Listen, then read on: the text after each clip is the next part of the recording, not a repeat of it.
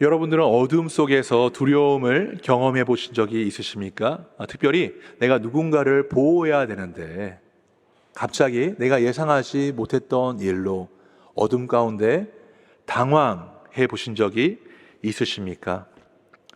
저는 극심한 두려움을 어둠 속에서 경험해 본 적이 있습니다. 제가 4년 전에 남아프리카 공화국에 선교를 하러 갔을 때 일입니다. 차를 타고 운전을 해서 이제 패디라고 하는 이제 시골 지역으로 들어가는데 내비게이션이 숄컷을 알려준다고 하는 것이 비포장 도로로 인도한 것입니다. 그래서 한참 달리다가 길이 좀 이상하다 생각했는데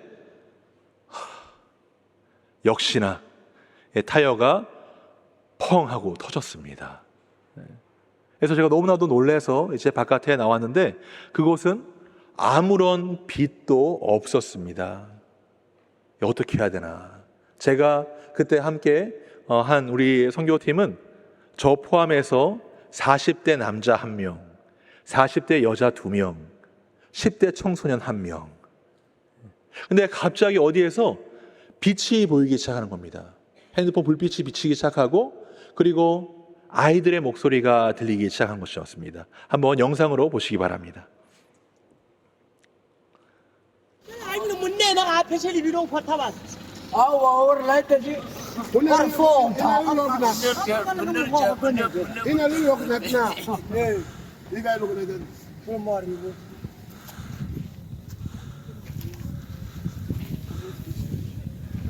거친 숨소리가 제 숨소리입니다.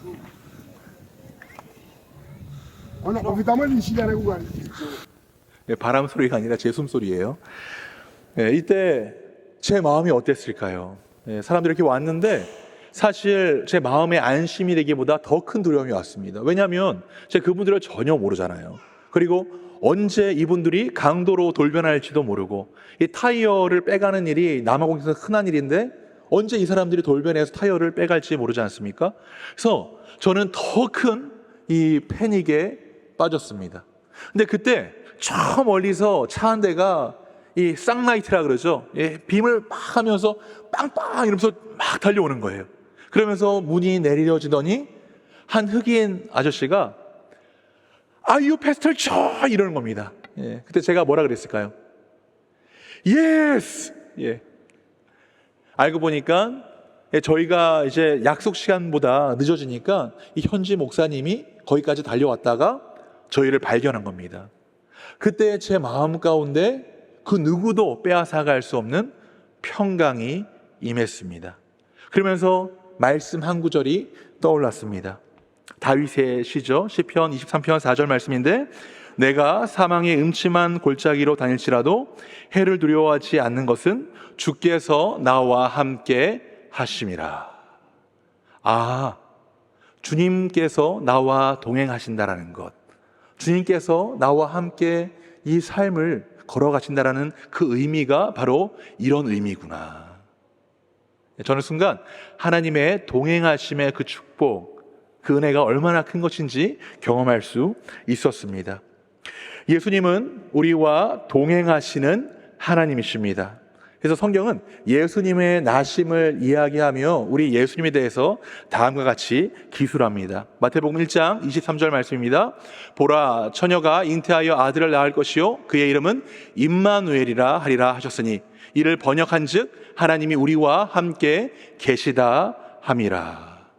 만약 우리가 이 말씀을 진짜로 믿는다면 내가 믿는 하나님, 내가 붙잡는 하나님이 나와 동행하시는 임마누엘 하나님이시다라고 하는 그 사실을 믿는다면 우리는 어떤 어두움 가운데 다닌다고 할지라도 사실 두려워하지 않을 것입니다.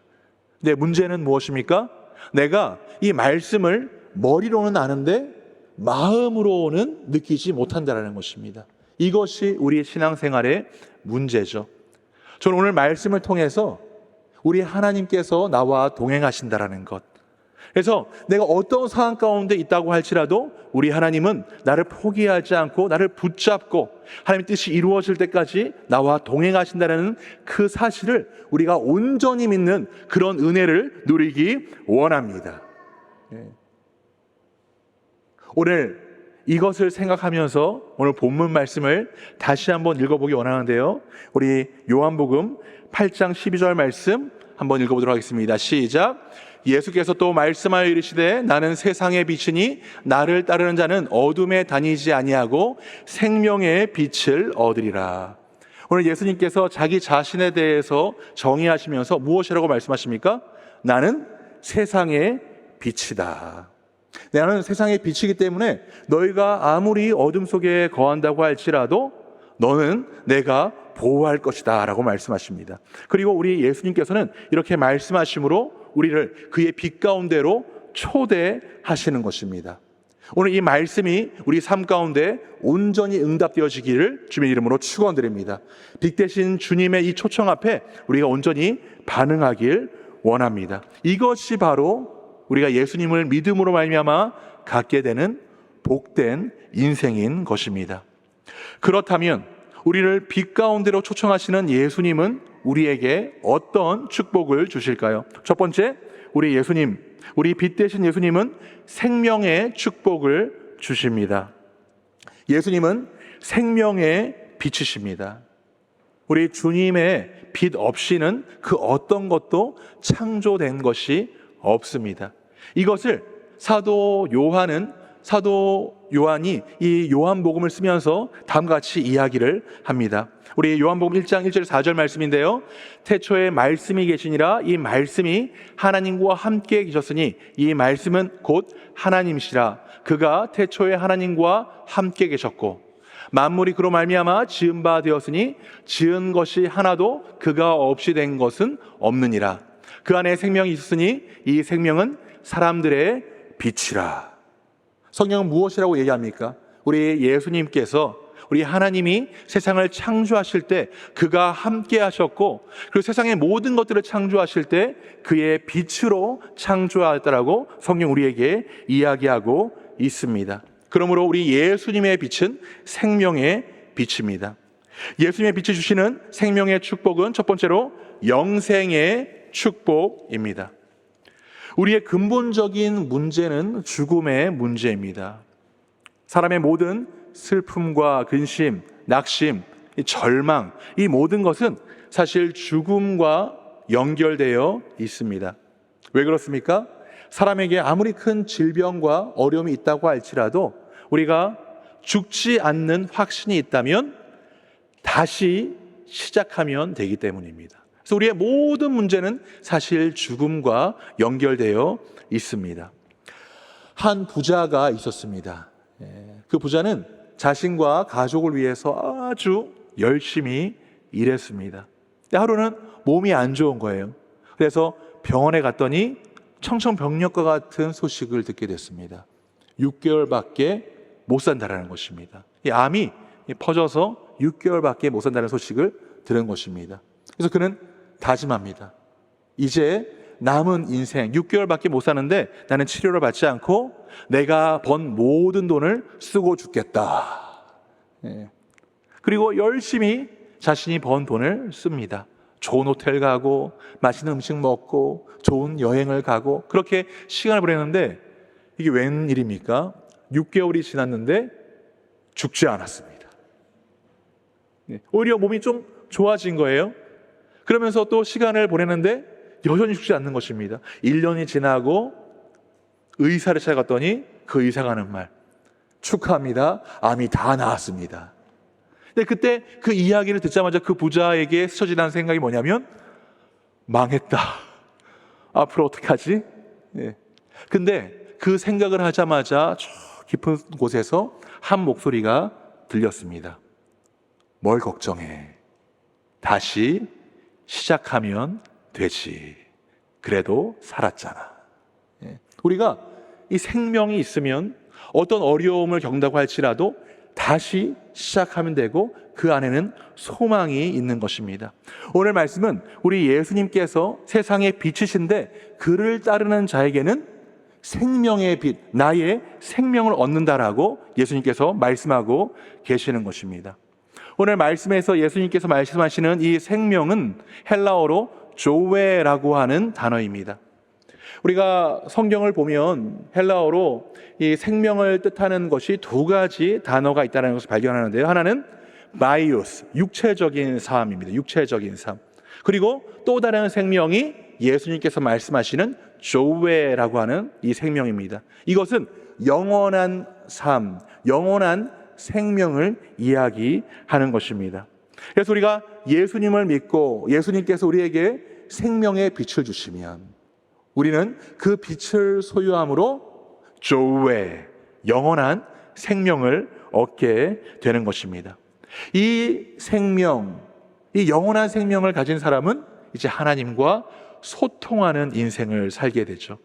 그리고 우리가 죄로 말미암아 우리 하나님께서 우리를 창조하실 때 자신의 호흡으로 창조하셨는데 그 호흡이 끊어졌지만 예수님의 빛이 우리 가운데 임할 때 우리에게 그 호흡이 다시 연결이 되고 우리는 주님과 함께 동행하는 삶을 살게 되는 것입니다. 그래서 예수님을 믿는 삶, 영생을 소유한 사람에게는 죽음이 문제가 되지 않습니다. 살아있는 동안은 우리 주님과 함께 호흡하며 진짜 생명의 유익을 얻게 되는 것이고, 그리고 우리의 생명, 이 땅에서의 생명이 다 마치면 우리는 하나님께서 계시는 천국으로 가게 되는 것입니다. 그래서 믿는 자에게는 죽음이 끝이 아니다. 죽음은 이사다. 우리 옆에 있는 분들, 앞뒤 좌우에 있는 분들에게 이렇게 인사하시기 바랍니다. 영생은 죽지 않습니다. 우리는 이사합니다. 이렇게 이야기하시기 바랍니다. 우리는 이사합니다. 우리 이사합니다. 감사합니다. 성경은 우리 예수님께서 이 영생을 주시기 위해서 이 땅에 오셨다라고 우리에게 아주 분명하게 이야기하고 있습니다. 우리가 너무나도 잘 아는 말씀인데요. 요한복음 3장 16절 우리가 함께 읽어볼까요? 시작. 하나님이 세상을 이처럼 사랑하사 독생자를 주셨으니 이는 그를 믿는 자마다 멸망하지 않고 영생을 얻게 하려 하심이라. 우리 주님께서 우리에게 영생을 주셨다는 사실을 믿으시길 바랍니다. 두 번째로 또한 예수님의 이 빛이 주시는 생명의 축복은 재창조의 축복입니다. 우리 창세기 1장 1절 3절에 보시면 제가 읽겠습니다. 태초에 하나님이 천지를 창조하시니라. 땅이 혼돈하고 공허하며 흑암이 깊음 위에 있고 하나님의 영은 수면 위에 운행하시니라. 하나님이 이르시되 빛이 있으라 하시니 빛이 있었고. 이 말씀은 우리 하나님께서 세상을 창조하실 때의 창조 기사를 담고 있는 말씀입니다. 하나님은 모든 창조를 시작하실 때 그 첫 번째 창조로 빛을 창조하셨습니다. 하나님의 창조의 원리가 바로 빛입니다. 빛이 임할 때 어떤 일이 벌어졌습니까? 세상에 있었던 어둠이 물러가고 공허한 세상이 드러났습니다. 그리고 그 안에 질서가 부여가 되고 그 질서 안에서 창조물들이 하나하나 생기기 시작했던 것입니다. 빛이 임할 때 공허하고 혼돈했던 것이 질서가 생기고 그리고 모든 것이 형상을 갖추게 된 것입니다. 그 빛이 세상을 창조할 때 임함으로 세상에 질서가 생겼듯이 그 빛이 우리에게 임하면 우리의 혼란했던 마음과 질서 없었던 삶은 질서를 갖게 되고 그 안에서 우리 주님께서 주시는 재창조의 역사가 일어나는 것입니다. 이것을 사도 바울은 다음과 같이 이야기하죠. 고린도후서 5장 10절 말씀인데 우리가 한 목소리 읽겠습니다. 시작. 그런즉 누구든지 그리스도 안에 있으면 새로운 피조물이라. 이전 것은 지나갔으니 보라 새 것이 되었도다. New creature. 재창조. 빛이 임할 때 우리는 재창조의 은혜를 축복을 받게 되는 것입니다. 제가 그랬습니다. 저는 모태 신앙으로 어렸을 때부터 신앙생활을 했는데 제가 예수님은 이제 믿는다고 생각을 하고 예수님 믿었지만 제 삶 가운데 이 무질서한 것들이 있었습니다. 그래서 항상 죄책감도 있고 내가 어떻게 하면 변화될까 이런 고민들이 있었습니다. 그러다가 대학교 2학년 때 수련회를 갔는데 혼자 이제 시간을 보내다가 할 게 없어서 성경을 읽었습니다. 에베소서를 읽는데 그 말씀이 어느 순간 제 마음 가운데 다가오기 시작했습니다. 그 말씀이 저에게 이야기하기를 저의 삶은 우리 하나님께서 계획하신 삶이다. 내가 구원받은 것은 내가 어떻게 산 것이 아니라 창세 전에 하나님께서 정한 것이다. 그리고 우리 주님께서 결정하신 것이 무엇이냐면 나를 당신의 찬송, 찬양이 되기로 결정하셨다는 것이다. 이것이 믿어지기 시작할 때 순간 저는 하나님의 빛이 제 삶 가운데 들어오는 것을 경험할 수 있었습니다. 그러면서 제 마음에 혼란했던 마음들은 사라지기 시작했고, 그리고 재창조의 역사가 제 마음 가운데 생겨나기 시작한 것입니다. 사랑하는 성도 여러분, 혹시 내 신앙생활에 여러 가지 어려움, 그리고 아직 해결되지 않은 나의 죄의 문제 때문에 힘들어하시는 분들이 있다면 오늘 마음의 문을 여시고 예수님의 빛을 초청하시기 바랍니다. 그 빛은 재창조의 빛이고, 그 빛이 나의 마음에 비치기 시작할 때 우리의 삶 가운데 있는 혼란스러운 것들은 사라지고, 오늘 말씀처럼 우리의 삶은 우리 주님께서 역사하시고 새롭게 써내려가시는 New Creature, 새 피조물의 삶으로 변화되는 것입니다. 이것이 바로 믿음입니다. 세 번째, 예수님의 생명의 빛은 우리에게 활력을 주는 축복입니다. 활력.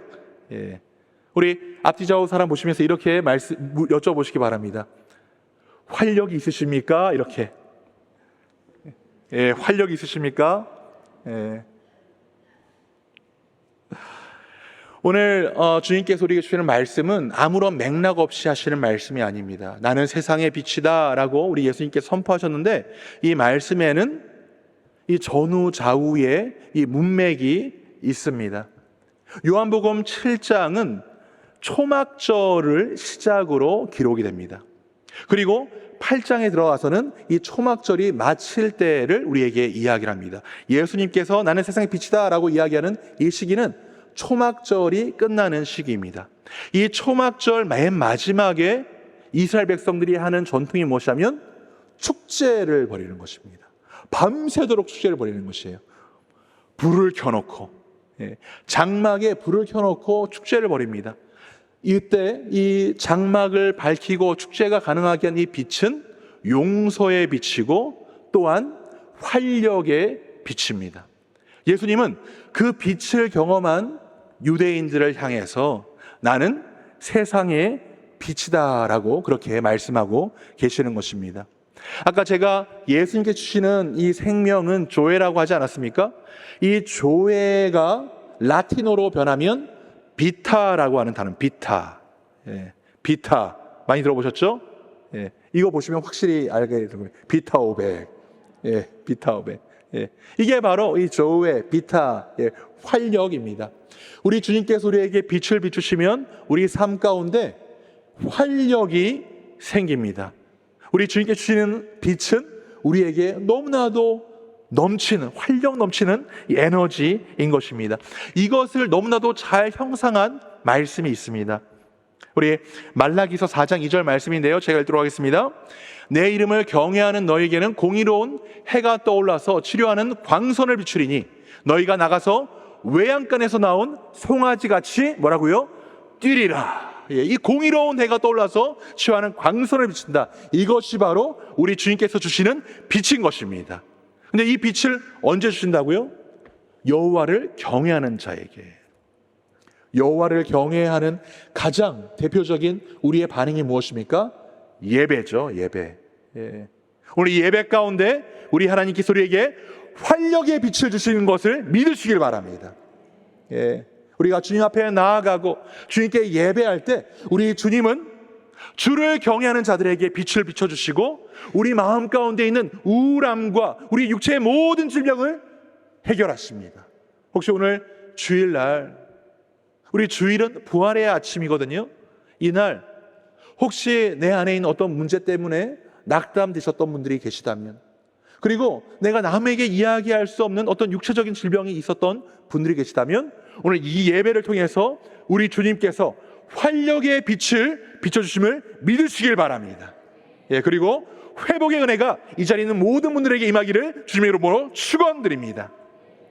우리 주님께 주시는 빛은, 이 생명의 빛의 축복은 영생의 축복이고 재창조의 축복이며 또한 활력의 축복입니다. 두 번째로, 우리를 빛 가운데로 초청하시는 예수님은 우리에게 어떤 축복을 주실까요? 두 번째, 빛 되신 예수님은 보호하심의 축복을 주십니다. 오늘 본문 요한복음 8장 12절을 제가 다시 한번 읽도록 하겠습니다. 예수께서 또 말씀하여 이르시되 나는 세상의 빛이니 나를 따르는 자는 어둠에 다니지 아니하고.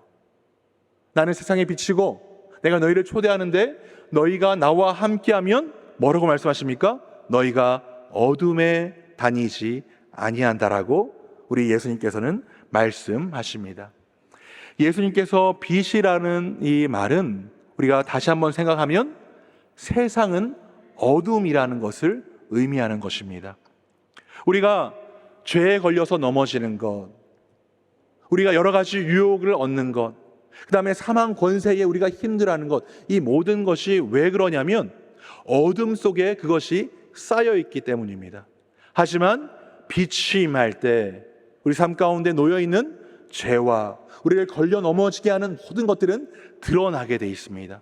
그래서 우리 주님께서 함께 하실 때 우리는 주님께 주시는 보호하심의 축복을 얻을 수 있는 것입니다. 예수님의 빛은 첫 번째로 우리의 마음을 보호하십니다.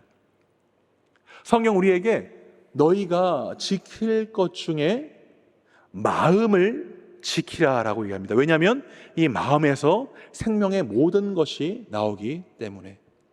우리 마음의 문제에 우리를 힘들게 하는 두 가지가 있는데 그것은 무엇이냐면 죄책감과 두려움이죠. 이 죄책감은 우리에게 무엇을 줍니까? 정죄감을 줍니다. 나에게 있는 죄책감은 다른 사람들을 판단하게 하는 기준이 되죠. 그래서 이 정죄감은 나도 힘들게 하고 누구도 힘들게 합니까? 내 옆 사람, 나랑 가장 가까운 사람을 힘들게 하죠. 이 정죄감, 우리의 마음을 어둡게 합니다. 두 번째는 무엇이냐면 두려움. 특별히 우리에게 어떤 두려움이 있습니까? 미래에 대한 두려움이 있습니다. 이 미래에 대한 두려움은 사실 우리 인생을 돌아보면 부족해도 두렵고 풍족해도 두려운 게 우리 인생입니다. 오늘 말씀을 준비하면서 한 집사님의 이 아멘이 한번 생각이 났는데, 제가 이전 교회에서 함께 교제하던 집사님 중에 아주 큰 부를 이루신 분이 있었습니다. 그분이 하루는 5스타 그 호텔 기공식을 하시게 된 거예요. 그래서 저희가 초대를 받아서 갔고, 이제 다른 목사님께서 이제 설교를 하시는데 두 가지를 이야기하셨습니다. 공성과 수성을 공성과 수성. 공성은 무엇이냐면 공격적으로 사업을 늘리는 거죠. 그리고 수성은 이미 있는 것을 잘 지키고 가꾸는 것입니다. 근데 이 수성을 이야기할 때 이 집사님이 자신의 아들들을 이렇게 보면서 아멘 하는 거예요. 그래서 제가 느꼈습니다. 부자도 걱정을 하는구나. 그 걱정은 어떻게 하면 내가 열심히 이룬 것을 잘 지킬까. 이것이 우리가 가지고 있는 두려움이죠. 미래에 대한 두려움, 그리고 죄책감. 내가 신을 믿지 않는 이유로 잘 알려진 세계적인 지성이자 대표적인 무신론자 철학자 버틀란드 러셀이 있습니다. 이 버틀란드 러셀이 행복의 정복이라는 책을 썼는데, 우리가 행복을 누리기 위해서는 다음과 같은 두 가지 필수 조건이 있다라고 이야기합니다. 하나는 부족하지 않은 의식주. 하나는 부족하지 않은 의식주가 필요하다. 두 번째는 죄의식으로부터 해방. 이 두 가지가 있으면 우리는 정죄감, 죄책감으로부터 해방되고 행복할 수 있다. 대부분 사람들이 행복을 누리기 위해서는 반드시 필요한 것들이 있다. 양식, 주택, 건강, 사랑, 훌륭한 직업과 자신이 속한 사회의 단순한 것들이다. 그러나 이런 것들이 충족되고 있거나 제대로 노력만 하면 얻을 수 있는 경우에도 여전히 불행한 사람들이 있다. 대부분의 사람들의 경우 감옥에 갇힌 상태에서 행복을 누린다는 것은 본질적으로 불가능하다. 이런 위험한 감옥 중에 하나가 자신을 스스로 자기 안에 가두는 감정들이다. 이러한 감정들 가운데 가장 흔한 것은 두려움과 질투, 죄의식이다. 우리가 행복을 누리는 데 있어서 지금 이가 얘기하는 의식주와 죄의식, 이 두 가지를 해결하면 우리가 행복할 수 있다. 사실 의식주 같은 경우는 우리가 열심히 일하면 해결할 수 있죠. 근데 문제는 무엇입니까? 죄의식은요, 우리가 어떻게 노력을 한다고 하더라도 이 죄의식은 우리가 해결할 수 없습니다. 이 죄가 내 안에서 다루어지지 않으면 우리는 이 죄의식에서 해방되지 못하는 것입니다. 둘 중에 하나죠. 계속해서 내 안에 이 죄의식으로 인해서 정죄함으로 괴로워하거나 아니면 그것을 내가 그냥 덮어둠으로 그냥 무시하는 것입니다. 그런데 중요한 것은 내가 계속해서 그 죄의식으로 두려움을 느끼든지 아니면 그 죄를 내가 그냥 보지 않아서 덮어놓는다고 하더라도 이 정죄감, 이 죄의식은 계속해서 쌓인다라는 것입니다. 그래서 우리를 계속해서 힘들게 하죠. 이 부분에서 우리 예수님은 요한복음 통해서 다음과 같이 말씀하십니다. 요한복음 3장 16절에 아까 우리가 읽었었죠. 우리 주님께서 우리에게 영생을 주기 위해서 오셨다고. 그러면서 우리 예수님을 믿지 않는 자들에게는 지금부터 하나님의 심판, 정죄함의 심판이 시작된다라고 예수님은 말씀하십니다. 우리 요한복음 3장 17절에서 19절입니다. 그를 믿는 자는 심판을 받지 아니하는 것이요 믿지 아니하는 자는 하나님의 독생자 이름을 믿지 아니함으로 벌써 심판을 받은 것이니라. 그 정죄는 이것이니 곧 빛이 세상에 왔으되 사람들이 자기 행위가 악함으로 빛보다 어둠을 더 사랑한 것이라. 그래서 우리는 예수님을 믿지 않으면 죽어서 지옥에 가고 죽어서 우리가 벌을 받는다고 생각을 하는데 그것은 잘못된 것입니다. 우리가 예수님을 받아들이지 않는 그 순간부터 우리에게는 계속해서 정죄감이 쌓이기 시작하고 우리는 이미 심판받는 삶을 살게 되는 것입니다. 그런데 예수님의 빛이 우리 가운데 임하기 시작하면 우리 안에 있었던 죄의 문제들은 하나하나씩 드러나기 시작하고 우리는 그 문제를 가지고 누구에게 가져갈 수 있습니까? 우리 주님께 가져갈 수 있는 것입니다. 그래서 이전에는 우리가 죄를 사랑했다면 이제는 예수 그리스도의 빛으로 말미암아 죄를 거부하고 하나님께서 원하시는 삶으로 한 걸음 한 걸음 나아갈 수 있는 것입니다. 그리고 우리 주님은 그런 인생을 칭찬하십니다. 이것을 사도 바울은 다음과 같이 우리에게 이야기하는데요, 우리 한 목소리로 읽기 원합니다. 로마서 8장 1절에서 2절 말씀입니다. 시작. 그러므로 이제 그리스도 예수 안에 있는 자에게는 결코 정죄함이 없나니 이는 그리스도 예수 안에 있는 생명의 성령의 법이 죄와 사망의 법에서 너를 해방하였음이라. 아멘. 예수님을 믿는 자, 예수 그리스도의 빛이 임하는 자에게는 결코 정죄함이 없습니다. 혹시 이번 주에 어떤 일로 내 안에 이 죄책감이 있고 그것으로 괴로워하고 계십니까? 이 시간 주님께 마음의 문을 열어서 주님의 빛을 받아들이시기 바랍니다. 그리고 우리 주님께서 내가 해결해야 될 문제를 보여주신다면 그것을 온전히 우리 주님께 가져가시기 바랍니다. 그럼 우리 주님은요, 혼내지 않으세요. 혼내지 않으시고 우리의 마음을 어루만져 주시고 우리를 주의 빛으로 따뜻하게 감싸주시고 우리를 위로해 주십니다. 우리 주님의 빛은 우리를 보호하십니다. 그리고 우리 예수님의 빛은 우리를 어떻게 보호하시냐면 인도하심으로 보호하십니다. 예수님의 빛은 우리를 인도하심으로 보호하십니다. 예수님의 빛은 우리를 어둠 속에서 바른 길로 걸어갈 수 있도록 인도하시는 빛입니다. 그 대표적인 예가 바로 출애굽기에 나와 있습니다. 모세가 이스라엘 백성들을 이끌고 광야로 나오죠. 그때 몇 명의 이스라엘 백성들을 데리고 나옵니까? 200만 명. 그들과 함께 이제 광야에 들어간 것입니다. 광야에 어둠이 임했을 때 그곳에는 빛이 아무것도 없었습니다. 그때 하나님께서 그들이 그 어둠 가운데 두려움에 떨고 있을 때 불기둥으로 그들을 인도하시는 것, 이것을 우리는 성경을 통해서 발견하게 됩니다. 저는 사실 아까 우리 남아공 이야기를 할 때 4명도 정말 그 어둠 속에서 어떻게 해야 될까 두려웠는데, 자, 모세는 200만 명, 얼마나 두려웠을까? 그걸 생각하면 그의 마음에 얼마나 큰 짐이 있었는지를 다시 한번 생각하게 됩니다. 우리 말씀을 한번 보도록 하겠습니다. 출애굽기 13장 21절에서 22절입니다. 여호와께서 그들 앞에서 가시며 낮에는 구름 기둥으로 그들의 길을 인도하시고 밤에는 불기둥을 그들에게 비추사 낮이나 밤이나 진행하게 하시니 낮에는 구름 기둥 밤에는 불기둥이 백성 앞에서 떠나지 아니하니라.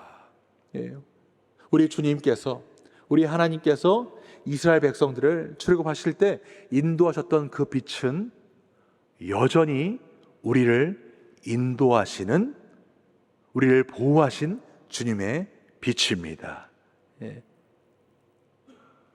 그 빛을 우리가 봐야 되는데요, 우리 주님께서 어떻게 우리를 그 빛으로 인도하시냐?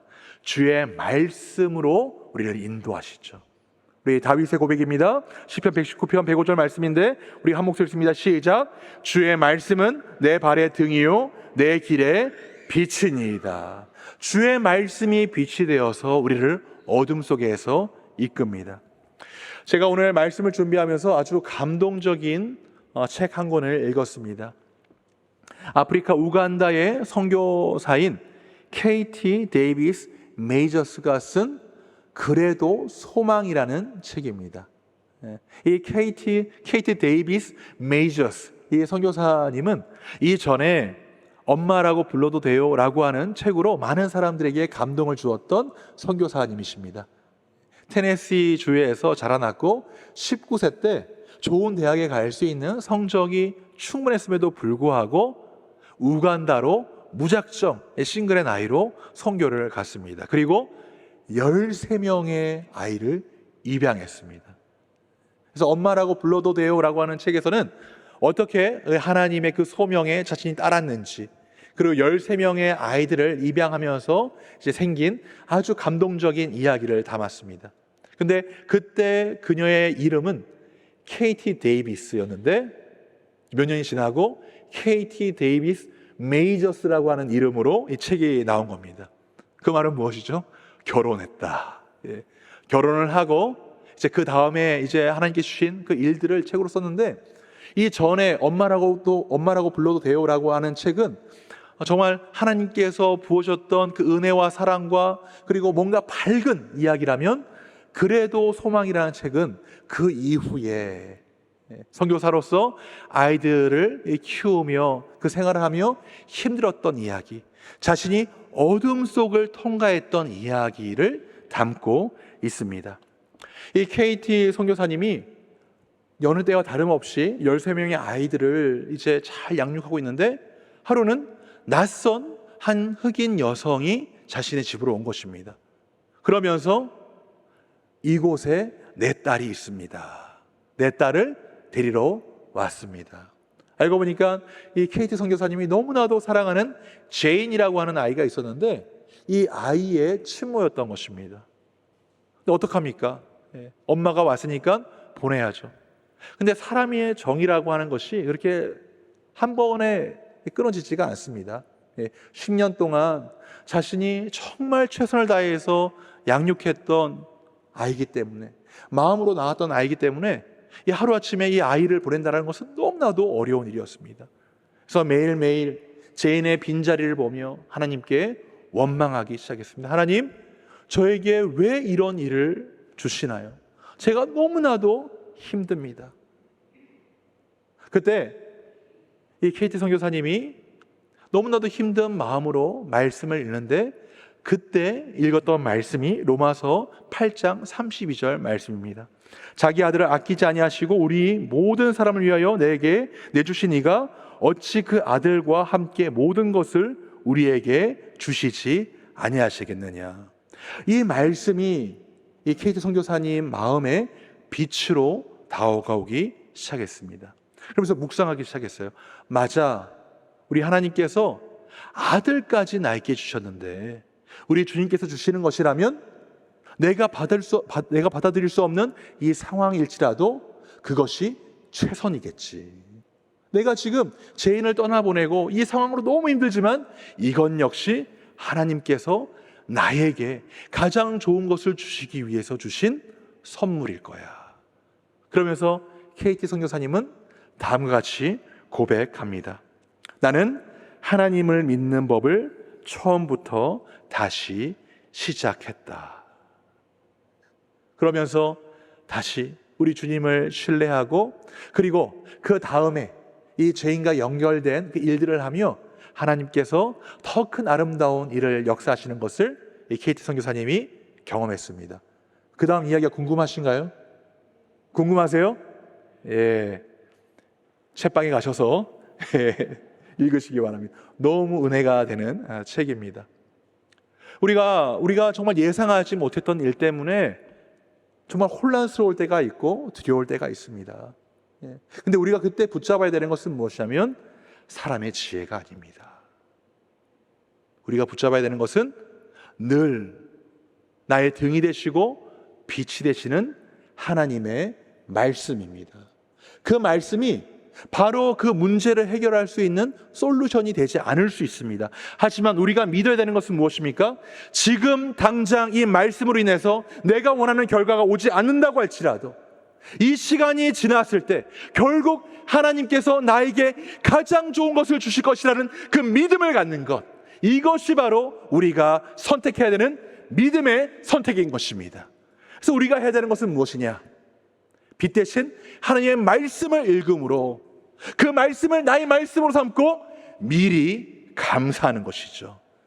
그럴 때 우리 삶 가운데 어떤 어려움이 있다고 할지라도 우리는 빛 대신 우리 주님과 함께 동행하고, 그리고 우리 주님께서 이끄시는 생명의 삶의 그 길을 걸어갈 수 있는 것입니다. 사랑하는 성도 여러분, 빛 대신 예수님께서 주시는 축복을 누리시기를 바랍니다.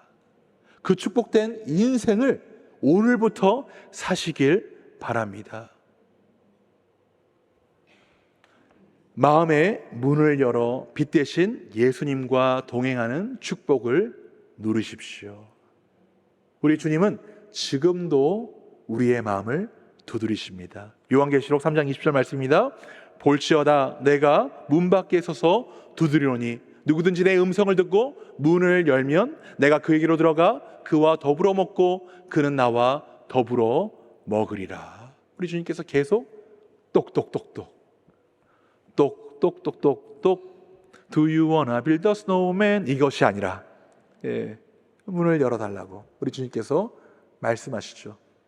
우리 주님의 빛은 강력한 빛입니다. 회전하는 그림자도 없는 빛이에요. 엄청난 빛입니다.